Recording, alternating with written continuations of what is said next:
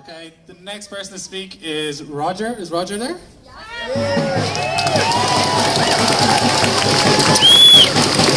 So Roger has been a very he reassures me, a very long time animal rights activist. He's very old. He did a lot of scholarship in his time, and he's been vegan since 1979. Before I was born. And he's been working with grassroots activism for the last 40 years, and he's a volunteer at the Vegan Information Project. So, make some noise for Roger. Hello. How's you doing? Right, so you're good, are you? Now, it's very important to start these speeches with something that kind of reflects the gravitas and the seriousness of these events. So this is how I usually start it. Knock, knock. Who's there? Doctor. Doctor. Doctor Who? No, not Doctor Who. It's Dr. Yates. So I've been vegan since 1979, as I said. And so I tend to talk a little bit about the history of the vegan movement, and so I want to come back to that. But first of all, I want to thank the brilliant organisers of this event, and I want them to have a round of applause.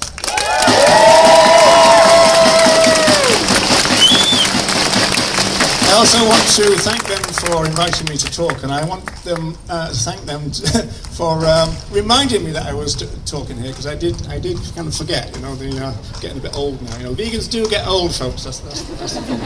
You know? So it's usually a kind of tradition.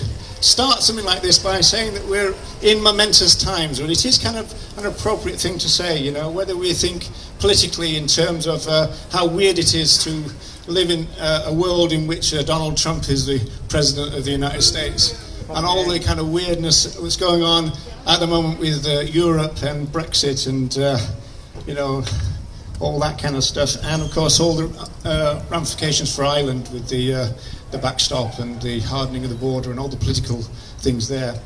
Perhaps more important than all of that, though, is the environmental crisis, which is really a problem, and there are less and less climate deniers now, which is a good thing. And there is a vegan component element to this, which I want to focus on, of course, because that's another momentous thing that's going on, is the fact that veganism has taken off. If you think about social movement theory, and I used to teach a bit of that, and I've written a bit of that, social movement theories talk about movement takeoff, and the movement has taken off. The vegan movement has taken off. Certainly in the last, 2, 3, 4, 5 years, we've really seen a big increase. And that means a lot of positive things, not least the fact that a lot of new people come into the movement. You know, somebody was telling me today that they used to know every vegan in Dublin, and now they don't recognise anybody. So that's a good thing. There is a downside to movement takeoff, and this is it, which is when you get a lot of people coming into a movement very quickly, and if a lot of those don't have the same values of the people who started the movement, then there can be a problem. And this is what we've kind of seen a little bit in the vegan movement. That's what I kind of wanted to talk about, because what I tend to do with my talks is introduce, there's probably going to be some really recent vegans here, some people who are recent or even brand new vegans. So I'd like to introduce you to your own movement, because the vegan movement is a brilliant, massive idea, and it's based on some very core values like peace and non-violence and justice. And we could say justice for all. There is an animal rights philosopher called Tom Regan. Yeah, so he wrote a really groundbreaking book in 1983 called The Case for Animal Rights. And that book is credited with getting the idea of rights, moral rights, not legal rights, moral rights, over the species barrier.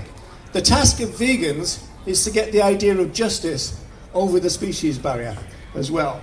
And so that means that we talk about justice for other animals, we talk about justice for the planet, we talk about justice for humans. This is the legacy of our movement. Now, if you think about another one of the major planks of the vegan movement they used to talk about the moral evolution of humanity, which might sound a bit strange. But there's a context to that, and I'll explain it. The vegan movement was started in 1944, so the last years of the so-called Second World War, right?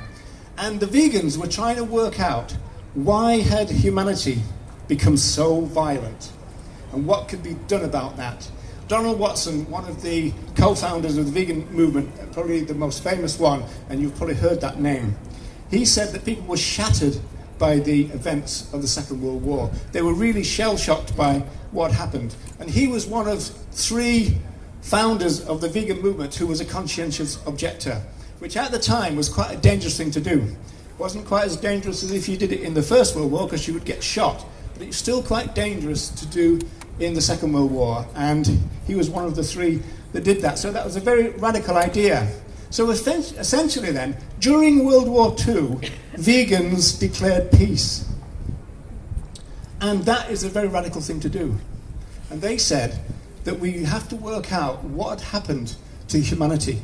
Why were we so violent? Why had we seen 2 global conflicts in real short order?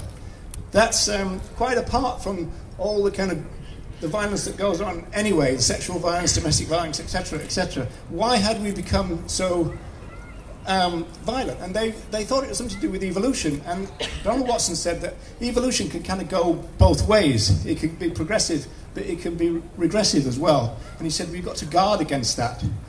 And they really did think that if you had a vegan mindset, we would lead to a less violent or a non-violent world, and that's what they wanted. So their vision was very radical and very revolutionary.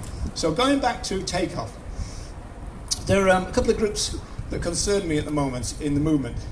One group is trying to tell people that veganism is a diet, and it's not a diet, it's much more than that.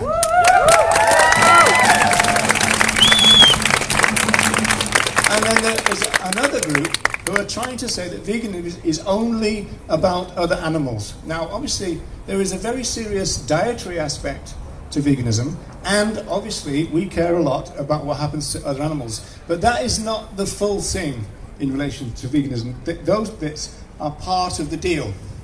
And how you can conceptualize this is through the idea of focus and scope.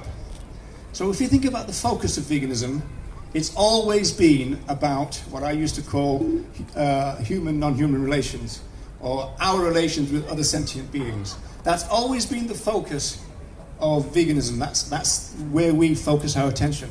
But that's never been the scope of veganism. The scope of veganism has been much wider, and the pioneers used to talk about human rights, human liberation, human emancipation, along with animal emancipation. In fact, they thought that by liberating other animals, we would liberate ourselves. That was our message.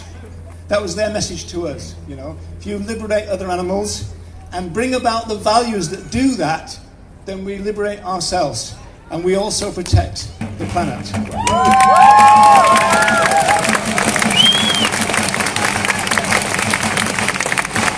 So my appeal, as ever, is not to have this kind of reducitarian impulse in the movement and reduce it down to a diet or reduce it down to only about other animals. To say that is a misreading of all the years we've had since the 1940s of the vegan movement, which was a very radical idea. So the thing I want to leave you with is to suggest that probably now more than ever, we probably need the expansive version of veganism. More than ever with the climate crisis. I mean, the other animals have always needed us. They always need people not to eat them and exploit them and regard them as property and everything. At the same time, our idea of bringing about a vegan mindset is probably more needed now than ever before. So this is not the time to slim down the meaning of veganism. It's time to understand and perpetrate the idea that veganism is a beautiful, big, wonderful idea about liberation across the board.